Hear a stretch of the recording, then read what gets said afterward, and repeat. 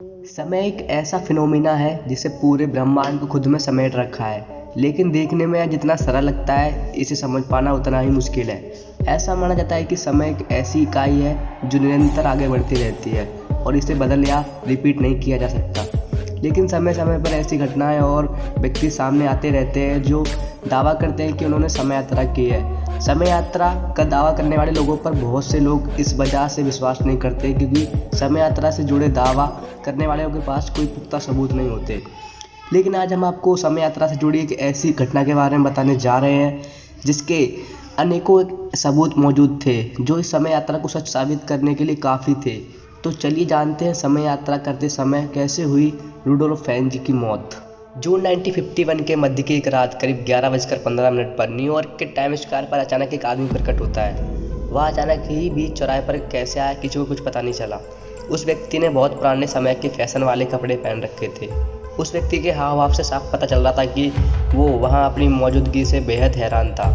वो time square पर मौजूद गाड़ियों को, हर तरफ फैली चमचमाती रोशनियों को आश्चर्य भरी नज़रों से देख रहा था और वहाँ खड़े लोग भी उस व्यक्ति को उतनी ही हैरानी से देख रहे थे। किसी ने भी उसे सड़क के बीचों बीच जाते हुए नहीं देखा था। जैसे ही वह व्यक्ति सड़क के किनारे आने के लिए आगे बढ़ा तो सामने से आती हुई कार से उसकी टक्कर हो गई, जिससे वो व्यक्ति बहुत बुरी तरह घायल हो गया और कुछ ही देर में उसकी जान चली गई। जब उसकी तलाशी ली गई तो उसके पास से कुछ बेहद अजीबोगरीब और हैरान कर देने वाली चीज़ें बरामद हुई, जैसे कि 5 सेंट का एक बियर टोकन, घोड़ा गाड़ी की सफाई करने का एक बिल जिस पर पता लिखा था लाइब्रेरी स्टेबल, लैंगिस्टन एवेन्यू। 1951 के किसी भी एड्रेस बुक में यह पता मौजूद नहीं था। लगभग $70 की पुरानी करेंसी के नोट और सिक्के भी उस व्यक्ति के पास से मिले। इसके अलावा एक बिजनेस कार्ड मिला जिस पर नाम लिखा था डॉक्टर रुडोल्फ फैंज और एड्रेस 5th एवेन्यू न्यूयॉर्क। साथ ही साथ उसके पास से एक लेटर भी मिला जिसे वे न्यूयॉर्क से फिलाडेल्फिया भेजना चाहते थे और उस लेटर पर सन 1876 की स्टैम्प भी लगी हुई थी। Doctor Rudolph Fentz and his business card. Rudolph Fentz के इस व्यक्ति के पास से मिली सभी चीज़ों में एक बात खास थी। वह यह थी कि यह सारी चीज़ें पुरानी होने के बावजूद बिल्कुल नई हालत में थी। इस केस की छानबीन का जिम्मा कैप्टन हॉवर्ड वी रिम को दिया गया।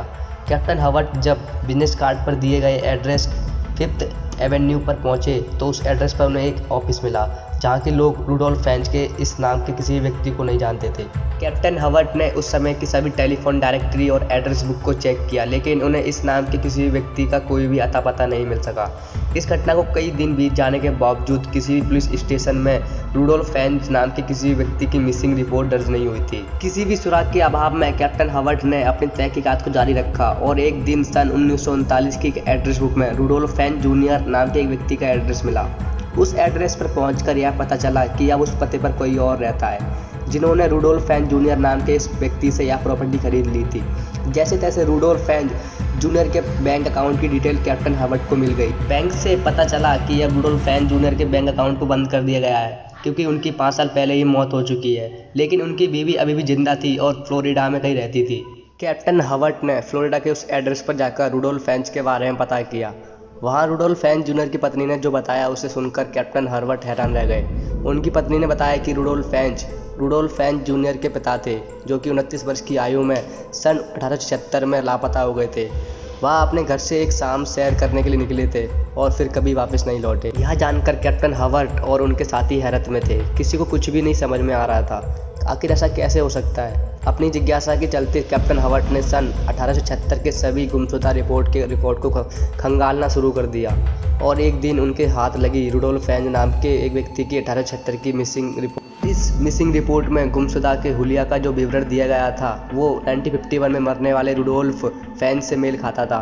कैप्टन हॉवर्ड द्वारा जुटाए गए सबूतों से या तो साबित हो गया था कि मिसिंग रिपोर्ट वाला रुडोल्फ और 1951 में कार एक्सीडेंट से मारा गया रुडोल्फ एक ही व्यक्ति है, लेकिन आखिर 1876 में गायब हुआ व्यक्ति 1951 में कैसे पहुंचा, इस बात का जवाब आज तक कोई नहीं दे पाया।